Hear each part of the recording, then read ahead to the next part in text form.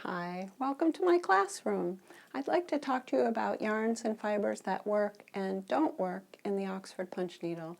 If you're watching this, I'm guessing that you're not only interested in punch needle rug hooking, but that you've also tried a lot of other fiber arts as well. Maybe you knit or crochet or weave. I want to show you how those yarns can also work in the punch. I'm guessing that you might have a stash, and if you do, I'll show you what you can use from your stash, and if you don't, I'll show you what to look for when you go into a yarn shop. You have two different choices of metal needle points with our Oxford punch needles. This one is wider and this one is narrower. The wide one we call a regular, and it's good for a thick yarn, and you can also use it for multiple strands of a thin yarn. And this narrower needle works really well with all different kinds of thin yarns. To understand what yarns and fibers work in the Oxford punch needles, it's important to know how they thread. I'm using my regular size Oxford punch now and a 3-ply rug yarn. And to thread it, you go through the eye of the needle, make a long tail, and you're going to pull it back in the needle and it'll go right into that slot. And this is a successful yarn because it feeds smoothly as you pull it back and forth and as you punch along. So that's what you're looking for. This is my fine point Oxford punch needle with fine yarn, and I found that thin yarn would fall out of the slot, so to keep that from happening, we've put screw eyes in all our Oxford punch needles with a fine point. So to thread it, you're going to go through that screw eye first, and then through the point of the needle, and again you're going to make a long tail, and then if you pull back on it, that yarn will pop right in. You might need to pull it back and forth.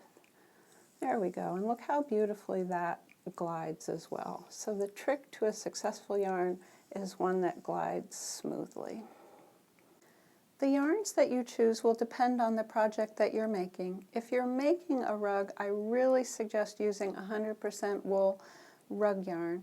What makes a rug yarn is the breed of sheep that's used. You want a nice coarse, sturdy fleece like a Leicester or a Suffolk, for example. These three yarns are all sturdy rug yarns. This is Briggs & Little rug yarn from Canada. This is our own Violet Jane rug yarn that we dye here at the school. And this is Seal Harbor rug yarn from Manchester, Vermont. I also have a list of companies that sell rug yarn on my website if you click on the links page. If you're making something that doesn't have to wear well, like a pillow or a wall hanging or a tabletop decoration, you go ahead and use anything. This is a lovely soft fluffy wool and silk blend. But it wouldn't make a very good rug for a high traffic area, but you could use it if you just want a nice soft cushy bedside rug, for example. So go with a sturdy yarn if you're making rugs, and really anything goes for other projects. Yarns come in a variety of weights, and that refers to the thickness of the yarn. You've got all kinds of names for them: baby weight, sock weight, sport weight, worsted weight, bulky, super bulky, chunky, super chunky. I mean, it sounds like a peanut butter, doesn't it? And to make things even more complicated, different companies have different names for their yarn. For example, one company's bulky can be another super bulky. Don't worry about the names, just think about the thicknesses that you want. This is a thin sock weight. Don't go any narrower than that, or it won't work well in the punch. This is a worsted weight. It's ideal for the fine point punch needles. This is our rug yarn, and it would be the equivalent of a bulky weight. And don't go any thicker than that, or it won't fit through the punch. In the yarn world, you'll hear about ply, how many ply a yarn has. Is it 1 ply, 2 ply, 3 ply, 4 ply? I've got some examples for you here. Ply does not refer to the thickness of the yarn, but the number of strands that have been spun together to make the yarn. This Briggs & Little rug yarn is a 4-ply, you can see. This is the worsted weight yarn, it's a 3-ply. And here's a Seal Harbor rug yarn is a 3-ply. So you can see here's a thin 3-ply and a thick 3-ply. Here's a yarn that's actually 16-ply. So don't let the number of ply confuse you. It has nothing to do with the weight of the yarn, just the number of strands. Worsted weight yarn and rug yarn are very evenly spun, and what that does is it gives the surface of your punched piece a very flat, even, professional look. This piece is made with rug yarn, and you can see that it's a very tidy look. If you want to get a little more unusual textures, you can play around with fun fibers that are often called novelty yarns. I made this piece using different novelty yarns, and I love the texture and interest that you can get. What is a novelty yarn, you might be asking? I like to describe it by comparing it to a more well-known yarn. This worsted weight yarn, I think of it as a sensible yarn, and a novelty yarn I think of as more of a party yarn. I mean, look at that. Isn't that fabulous? This is going from one extreme to the other. But when you think novelty yarns, adjectives might include fun, interesting, funky, textured, unusual, and complex. Novelty yarns might have slubs or other additional fibers included during the spinning process, use metallic or synthetic fibers, or have laddering and varying thicknesses introduced during production. You can use thicker novelty yarns in the regular Oxford punch needle and thinner ones in the fine Oxford punch needles. As I showed you, sensible yarns feed freely through the punch needle, and that's what gives you even and uniform loops. If the yarn doesn't feed through, you'll get loops that are too short, or in some cases no loops at all.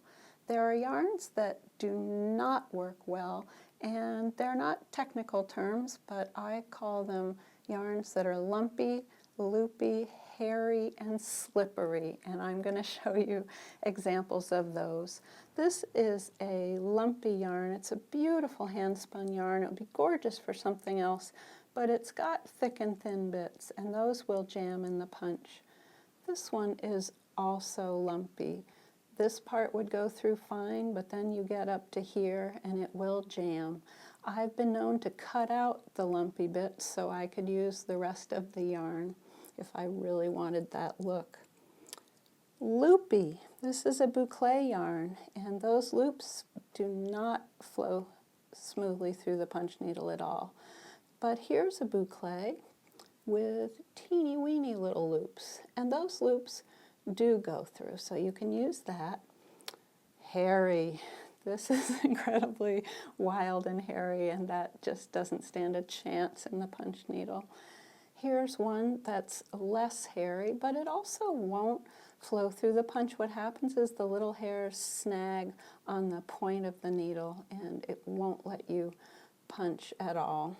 Now here's one that's less hairy, hairy in a different way, and this works beautifully, so go figure. Slippery. These are slippery yarns. They're cotton yarn, and they're lovely. They give you a nice sheen, but they just pop right out of the punch needle every few punches and are very frustrating to work with. But here's a tip. If a yarn doesn't work on its own, try using it with a sensible yarn in the punch needle at the same time. It's what I call using a carrier. So if you threaded these two through your punch with this one, well, I'd pick another color, that's not very pleasing, but thread a slippery yarn with a sensible yarn and it'll work beautifully. These are some yarns that are combinations of the things we're trying to avoid. This one is both lumpy and hairy. This is a hand-spun Angora that I spun from my bunnies, and it's also hairy and lumpy, so it won't work. Metallics can be problematic. This one just doesn't bend well, so you'll have trouble having it make loops, but put it with a carrier and you can get it to work. This pretty yarn has little nuggets of gold in it, but it doesn't work because the gold is very stiff. It won't bend, and that's part of what makes the loops form. So I was sorry I couldn't get that to work. This eyelet yarn is just a nightmare. It's got, I'm sorry, I called it eyelet. It's eyelash yarn, and it is horrible to use. I tried it with a carrier. I tried everything, and I could maybe make 2 punches at a time, and then it would just keep falling out. Now here's a surprise. Doesn't this look like it wouldn't stand a chance? It actually works just fine. So gosh, you just don't know what's going to work and what isn't. So if you have something fabulous, give it a try. If it doesn't work on its own, try it with a carrier. And really the whole point is just to have fun and get a gorgeous texture in your work. This party yarn, it just can't come to this party. It'll have to be used for something else. Making a sampler is a great way to try different yarns and see what works and what doesn't. And this sampler shows different ways that you can combine yarns together in the punch at once. This piece here is a boucle and another kind of funky yarn that wouldn't work on their own, but they work just beautifully with that carrier. And it gives you such a pretty dappled look with these little curlies in it. There are thousands of yarns that work in the Oxford punch needle. These are some from my stash that I've used and been really happy with. I love yarn. Hoarding is such an ugly word. I prefer to think of it as a useful collection, but it is a slippery slope, isn't it? I suggest that when you're learning what yarns to use, take your punch needle to the yarn shop and you can slide the yarns through the punch and see how they work. You could also try keeping a scrapbook of the yarns that work and don't work, and that will start giving you an idea of which yarns will be successful. I can't wait to show you how to punch with some of these yarns and fibers. I hope you'll stay tuned for future videos. Thanks for watching. I guess I better put these where they belong.